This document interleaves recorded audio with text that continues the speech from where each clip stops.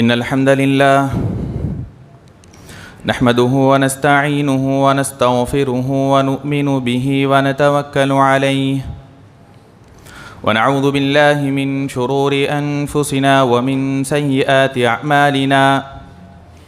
من يهده الله فلا مضل له ومن يضلله فلا هادي له وأشهد أن لا إله إلا الله وحده لا شريك له وأشهد أن محمدًا عبده ورسوله يا أيها الناس اتقوا ربكم الذي خلقكم من نفس واحدة وخلق منها زوجها وبث منهما رجالا كثيرا ونساء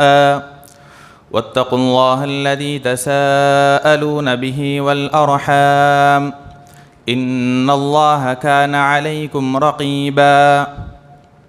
يا أيها الذين آمنوا اتقوا الله وقولوا قولا سديدا يصلح لكم أعمالكم ويغفر لكم ذنوبكم ومن يطع الله ورسوله فقد فاز فوزا عظيما يا أيها الذين آمنوا اتقوا الله حق تقاته ولا تموتن إلا وأنتم مسلمون أما بعد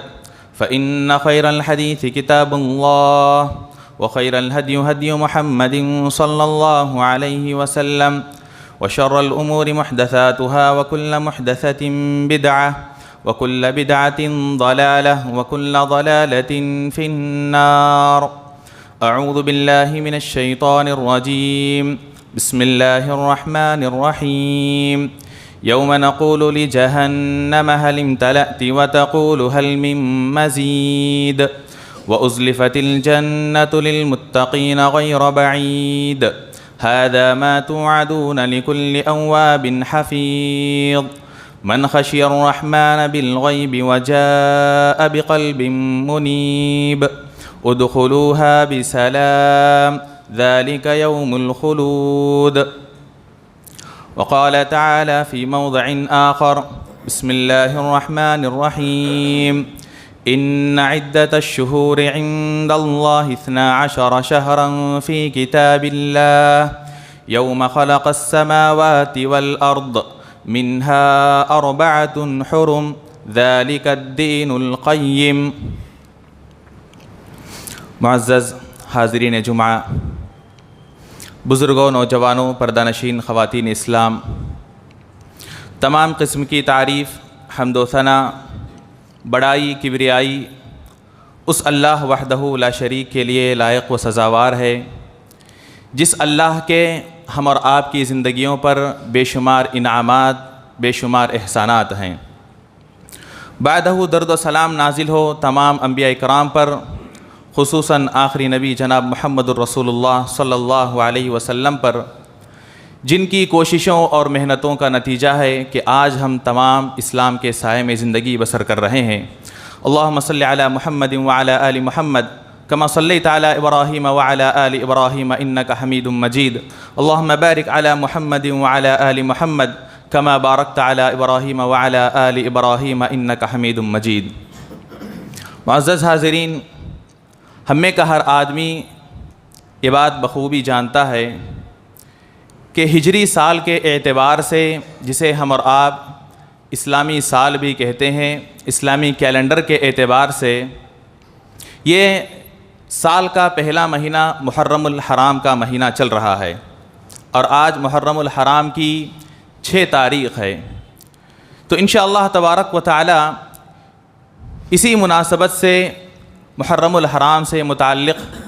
چند باتیں قرآن اور حدیث کی روشنی میں آپ کے سامنے رکھنے کی کوشش کروں گا۔ دعا ہے کہ اللہ تبارک و تعالی مجھے حق کہنے، آپ تمام کو اور مجھ کو ان حق باتوں پر عمل کرنے کی توفیق عطا فرما۔ حاضرین، یہ محرم الحرام سال کا پہلا مہینہ ہے، اور سال کے اندر 12 مہینے ہوتے ہیں جو عمومی طور پر ہم میں کا ہر آدمی جانتا ہے، لیکن یہ سال کے اندر جو 12 مہینے ہوتے ہیں اور ہر مہینے کے اندر 30 دن جو ہوتے ہیں، اور پھر اس کے اندر 4-5 ہفتے ہوتے ہیں، اور ہر ہفتے کے اندر 7 دن ہوتے ہیں، یہ تمام چیزیں انسانوں کی ایجاد کردہ چیز نہیں ہے، یہ انسانوں نے بیٹھ کر نہیں بنایا کہ ایک ہفتے میں 7 دن رہیں گے، پھر ایک دن کے اندر 24 گھنٹے رہیں گے، ایک سال کے اندر 12 مہینے رہیں گے، بلکہ یہ تمام چیزیں جس دن اللہ تبارک و تعالیٰ نے آسمان اور زمین کو بنایا، اسی دن اللہ تبارک و تعالیٰ نے کتاب کے اندر ان تمام چیزوں کو ایسے ہی مقرر کر دیا۔ اللہ تبارک و تعالیٰ ارشاد فرماتے ہیں ان عدت الشہور عند اللہ 12 شہرا فی کتاب اللہ یوم خلق السماوات والارض، کہ اللہ تبارک و تعالیٰ کے پاس مہینوں کی تعداد، مہینوں کی گنتی 12 ہے،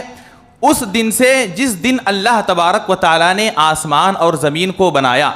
تو اس سے ہم اور آپ کو یہ بات معلوم ہوتی ہے کہ یہ کوئی انسانوں کی ایجاد کردہ چیز نہیں، بلکہ یہ خود اللہ تبارک و تعالیٰ نے بنائی ہوئی چیز ہے۔ لیکن اگر ہم اور آپ دیکھیں تو ہمارا جو ہجری کیلنڈر ہے،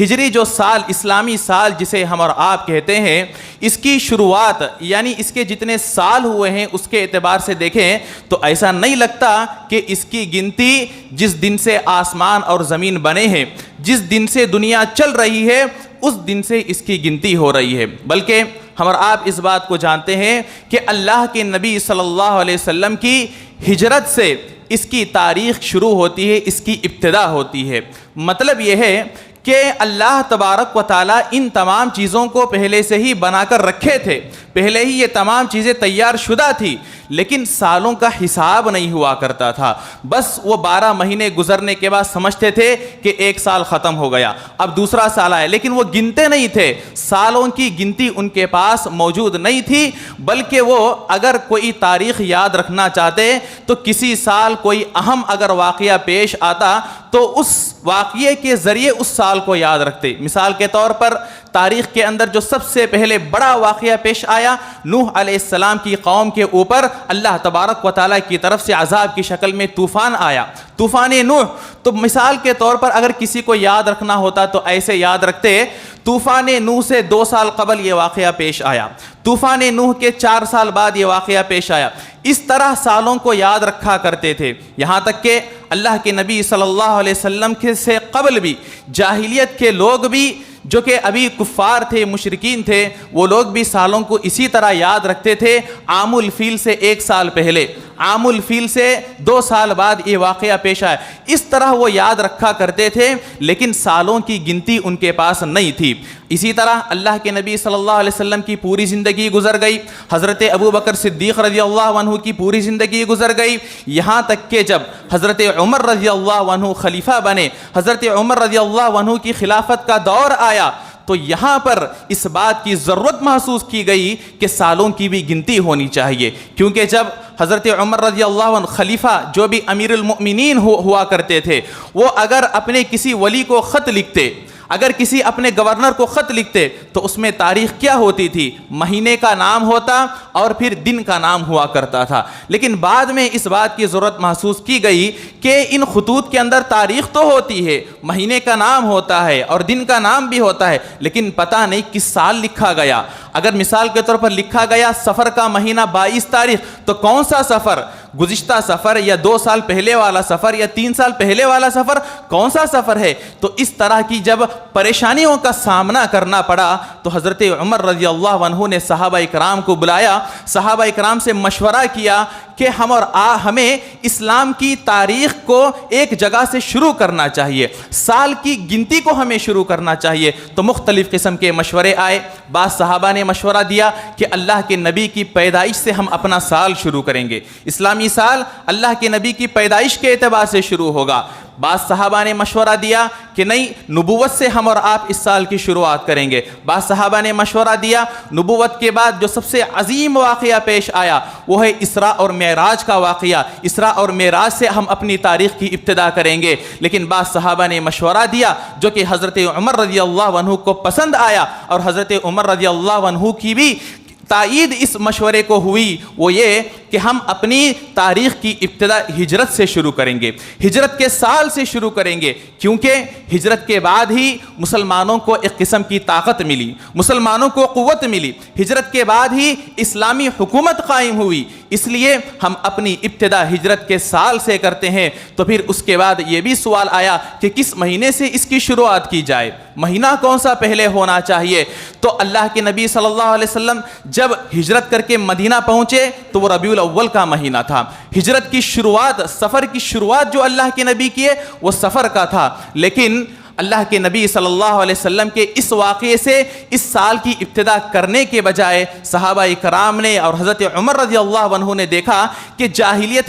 جاہلیت کے اندر سال کی ابتدا محرم کے مہینے سے ہوتی تھی، تو ہم اسی چیز کو باقی رکھیں گے اور محرم کے مہینے سے سال کی ابتدا کریں گے۔ تو اسی سے اس کے بعد سے یہ ہجری سال کی شروعات ہوتی ہے اور پھر اس کی گنتی شروع ہوتی ہے، اور پھر اس کے اندر جو 12 مہینے ہیں یہ تمام مہینے ایک کے بعد ایک آتے جاتے ہیں۔ تو اس کے اندر اس اعتبار سے، اور یہ جو ہجری سال ہے، ہم اور آپ اس بات کو بھی یاد رکھیں، ہجری سال قمر کے اعتبار سے چلتا ہے، چاند کے اعتبار سے چلتا ہے۔ جو ہمارا عیسوی سال ہے یہ سورج کے اعتبار سے چلتا ہے، اور اللہ تبارک و تعالیٰ نے سورج کو بنایا دن کے اوقات کو سمجھنے کے لیے، دن کے اوقات کی تعیین کے لیے اللہ نے سورج کو بنایا، اور مہینے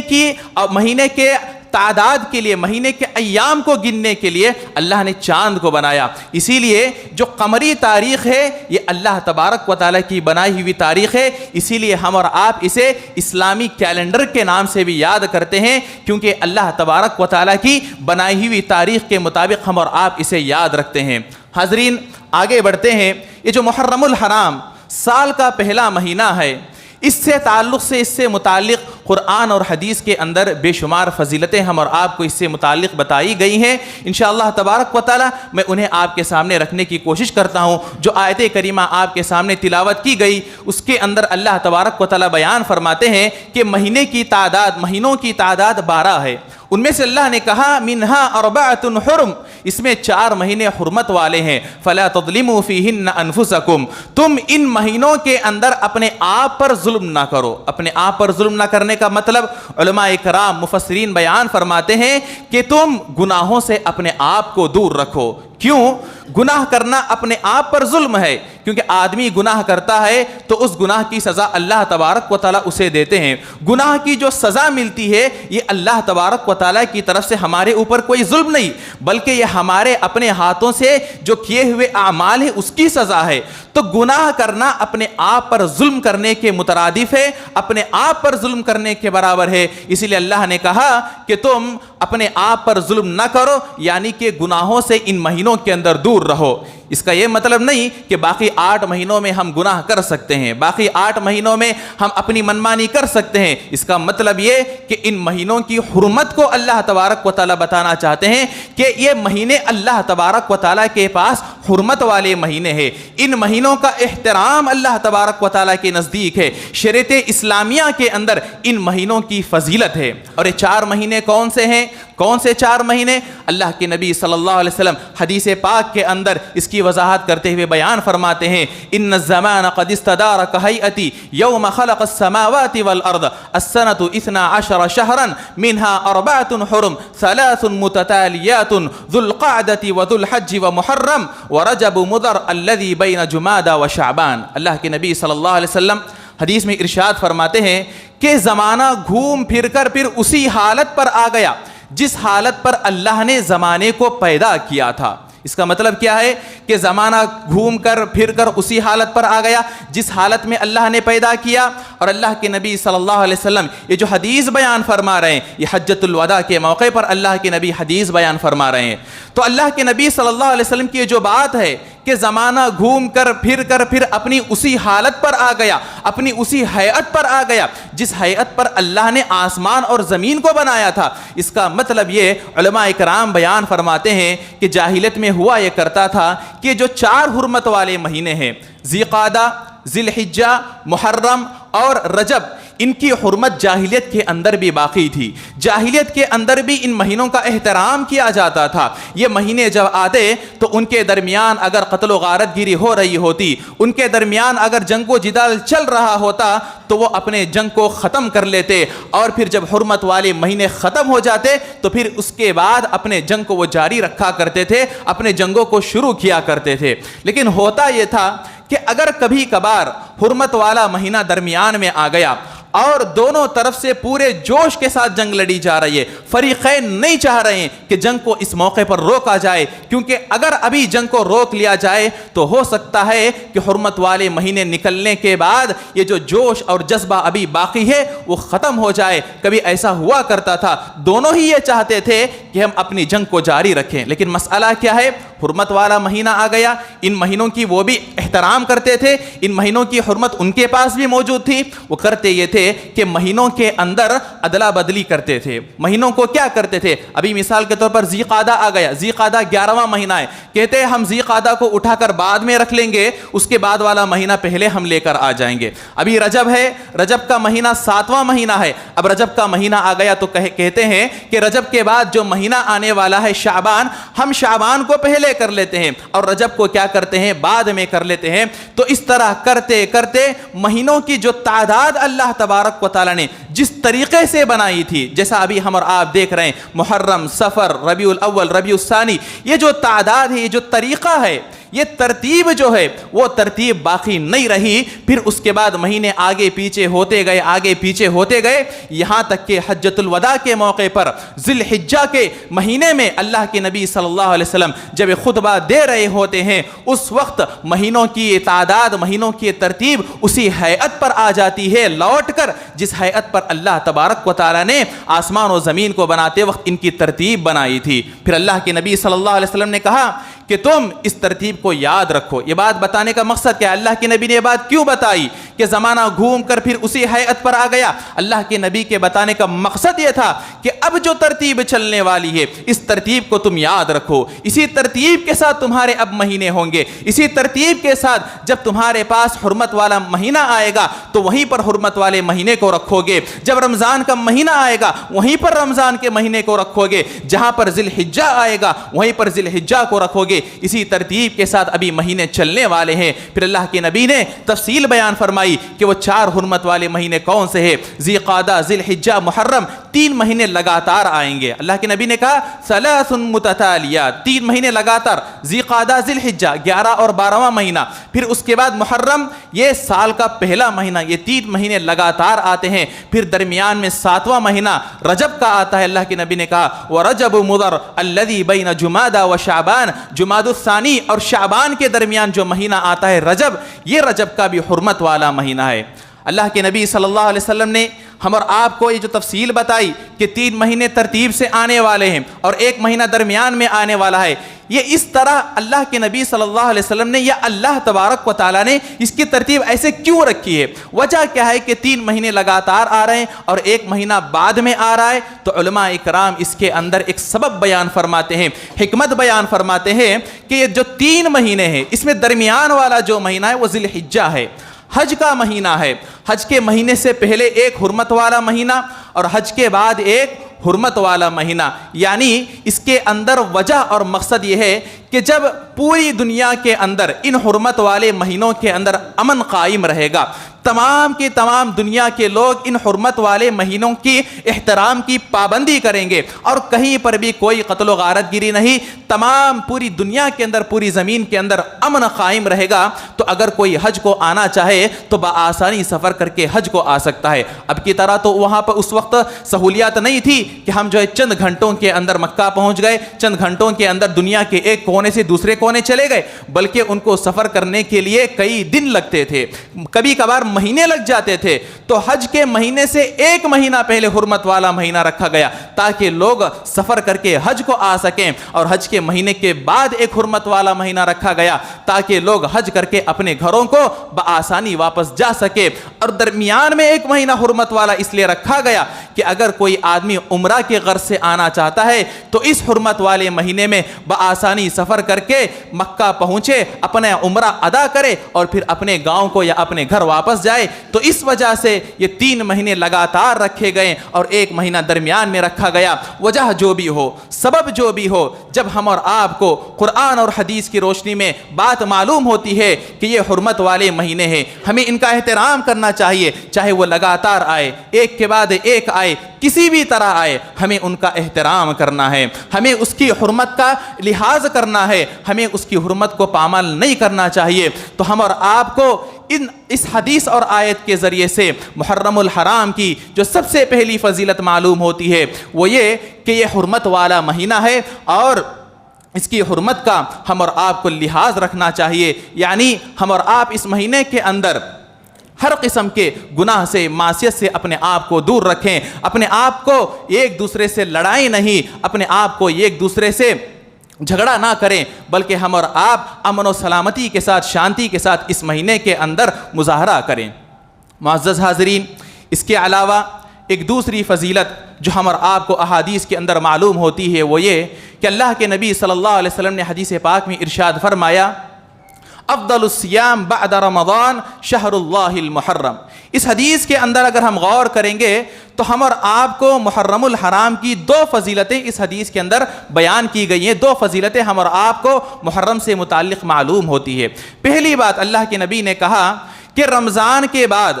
جو اللہ تبارک و تعالیٰ کے پاس سب سے پسندیدہ، سب سے فضیلت والا اگر کوئی روزہ ہے تو محرم کے اندر جو روزے رکھے جاتے ہیں، عاشورہ کا جو روزہ ہے، یہ اللہ تبارک و تعالیٰ کے پاس سب سے زیادہ فضیلت والا روزہ ہے۔ ہم رمضان کے علاوہ بھی کئی سارے روزے رکھتے ہیں، شوال کے روزے، ہم اور آپ شوال کے روزوں کا اہتمام کرتے ہیں، اسی طرح ذی الحجہ کے اندر 9 تاریخ کا ہم اور آپ 9 تاریخ کے روزے کا اہتمام کرتے ہیں، یہ کہ پورے 9 دن کا روزہ رکھتے ہیں، ہفتے میں 2 دن پیر جمعرات کا روزہ، مہینے کے 3 دن، اس طرح کئی سارے نفل روزے ہمارے سامنے ہیں۔ لیکن اللہ کے نبی نے کہا کہ ان تمام نفل روزوں کے اندر اگر سب سے زیادہ فضیلت والا کوئی روزہ اللہ تبارک و تعالیٰ کی نظر میں ہے، اللہ تبارک و تعالیٰ کے پاس ہے، تو محرم کے مہینے میں جو روزے رکھے جاتے ہیں یہ روزہ اللہ تبارک و تعالیٰ کے پاس سب سے زیادہ فضیلت والا ہے۔ اور پھر اللہ کے نبی صلی اللہ علیہ وسلم نے جب محرم کا ذکر کیا تو اللہ نے کہا شہر اللہ المحرم، اللہ تبارک و تعالیٰ کا مہینہ محرم،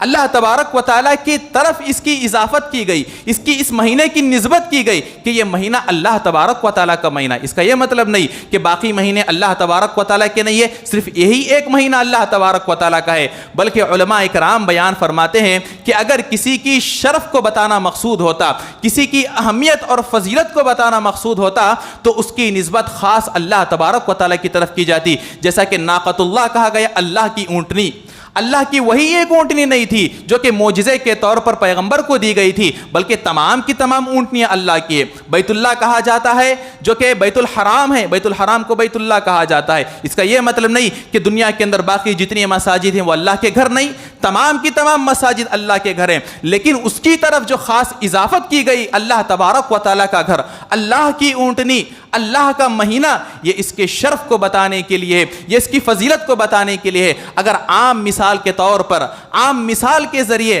ہم اور آپ اس بات کو سمجھنا چاہیں تو ایک معمولی سی مثال میں آپ کے سامنے دیتا ہوں۔ ایک آدمی کے 1 سے 4 بچے ہیں، 1 سے زائد بچے ہیں، اگر کسی بچے سے خاص لگاؤ باپ کو ہوتا ہے، خاص محبت اگر کسی بچے سے باپ کی ہوتی ہے، یا یہ کہ کسی بچے پر باپ جو ہے خاص طور پر فخر محسوس کرتا ہے، تو جب 4 لوگ اس کے گھر آتے ہیں یا 4 لوگوں کے سامنے جب جاتا ہے تو باپ فخر سے کہتا ہے کہ میرا بیٹا ہے۔ اس کا کیا مطلب ہے کہ صرف یہی ایک اس کا بیٹا ہے، باقی اس کے بیٹے نہیں ہیں، باقی اس کے بچے نہیں ہیں، تمام اس کے بچے ہیں، لیکن اس بچے کے اوپر جو باپ فخر محسوس کرتا ہے، اس بچے کی اہمیت اس کے پاس جو موجود ہے اس کو دکھانے کے لیے بات کہتا ہے۔ تو اسی طرح جب اللہ تبارک و تعالیٰ کا مہینہ کہا جاتا ہے یا اللہ کی اونٹنی، اللہ کا گھر کہا جاتا ہے، تو اللہ تبارک و تعالیٰ کی طرف نسبت اس کی اہمیت اور اس کی فضیلت اور اس کے شرف کو بتانے کے لیے کیا جاتا ہے۔ تو اس کے ذریعے سے بھی ہم اور آپ کو اس محرم الحرام کی فضیلت کا اندازہ ہوتا ہے۔ اور حاضرین،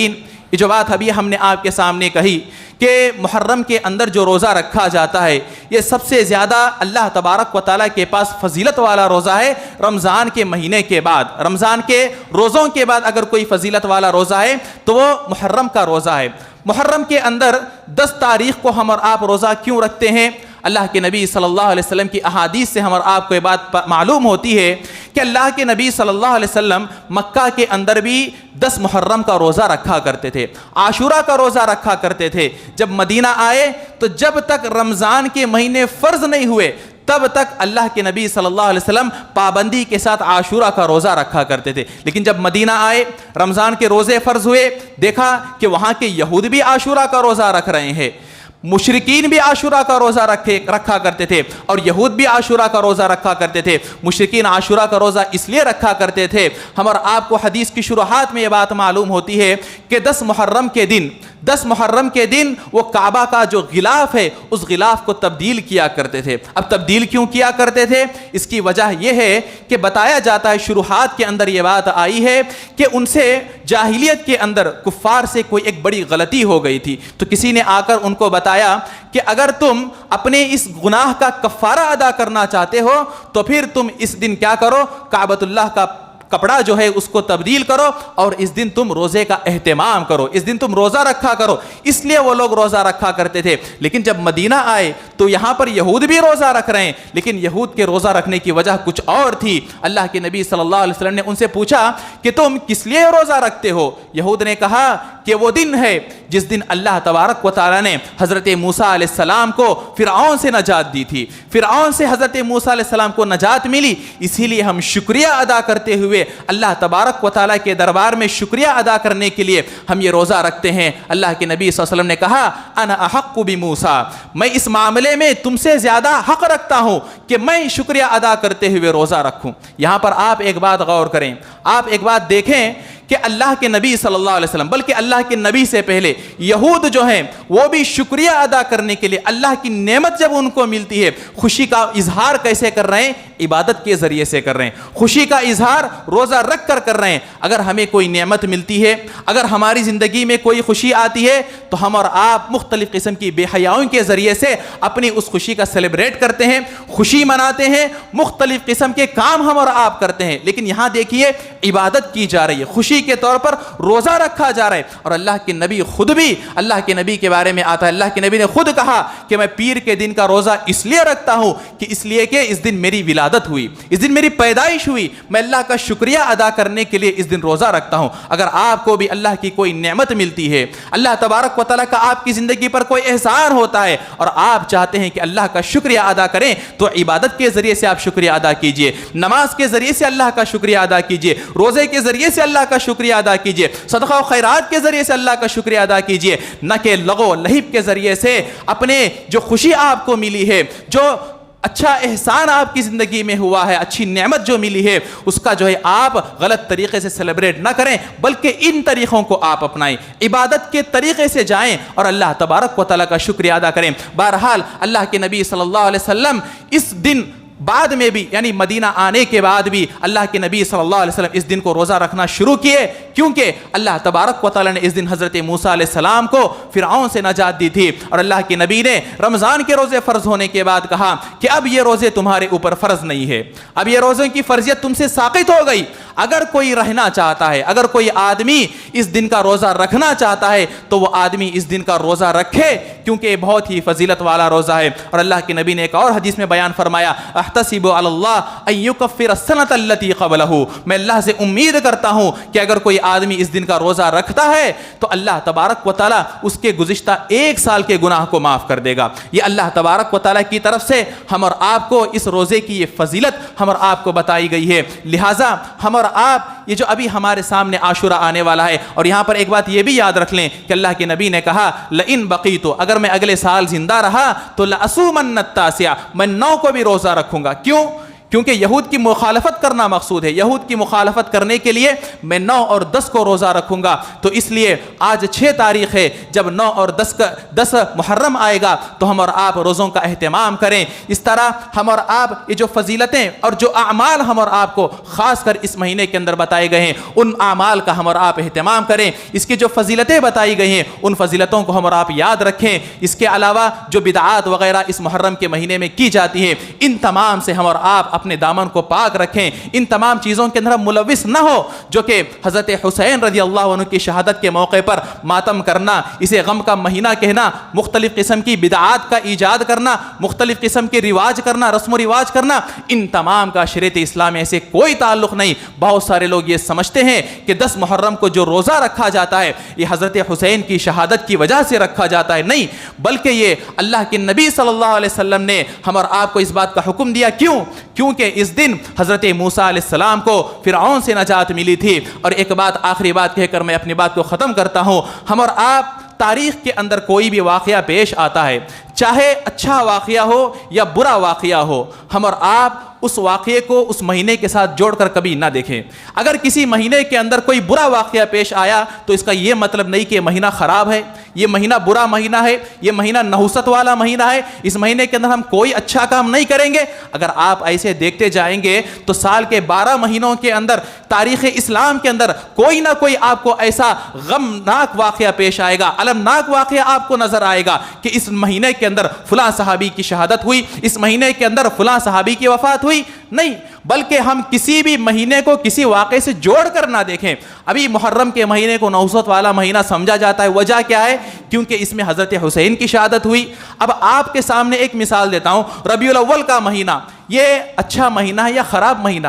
یہ غم والا مہینہ یا خوشی والا مہینہ؟ کیونکہ ربیع الاول میں اللہ کے نبی کی پیدائش ہوئی۔ اگر ہم واقعے کو مہینے کے ساتھ جوڑ کر دیکھیں گے تو پتہ چلے گا کہ یہ تو اچھا مہینہ ہے، لیکن وہی ربیع الاول ہی میں اللہ کے نبی کی وفات بھی ہوئی، تو کیا اچھے مہینے سے برا مہینہ ہو گیا؟ تو اس طرح سے ہم اور آپ کو یہ اصول ہمارے پاس نہیں ہے، شریعت نے اس طرح کے اصول ہم کو نہیں دیے کہ کسی واقعے کو مہینے سے جوڑ کر دیکھیں۔ یہ تمام چیزیں اسی وقت شروع ہوتی ہے جب ہم اس طرح کے جو اصول ہم کو شریعت نے نہیں دیے ان اصول کو ہم اپناتے ہیں اور اپنی عملی زندگی میں لاتے ہیں۔ تو حاضرین، اللہ تبارک و تعالی ہم اور آپ کو جو باتیں شریعت کے اندر جس سے متعلق جو باتیں ہم اور آپ کو دلائل کی روشنی میں معلوم ہوتی ہے انہی باتوں کو ہم سنیں، انہی باتوں کو سمجھیں اور انہی باتوں پر عمل کرنے کی کوشش کریں۔ اللہ تبارک و تعالیٰ سے دعا ہے کہ اللہ تبارک و تعالیٰ ہم تمام کو سنی ہوئی باتوں پر عمل کرنے کی توفیق عطا فرما۔ اللہ تبارک و تعالیٰ ہم تمام کو محرم کے روزوں کا اہتمام کرنے کی توفیق عطا فرما۔ اللہ تبارک و تعالیٰ ہمیں جو بھی کام کرے قرآن اور حدیث کی روشنی میں کرنے کی توفیق عطا فرما۔ آمین۔ اقول قولی ھذا استغفر اللہ لی ولکم ولسائر المسلمین اجمعین واستغفروہ انہ هو الغفور الرحیم۔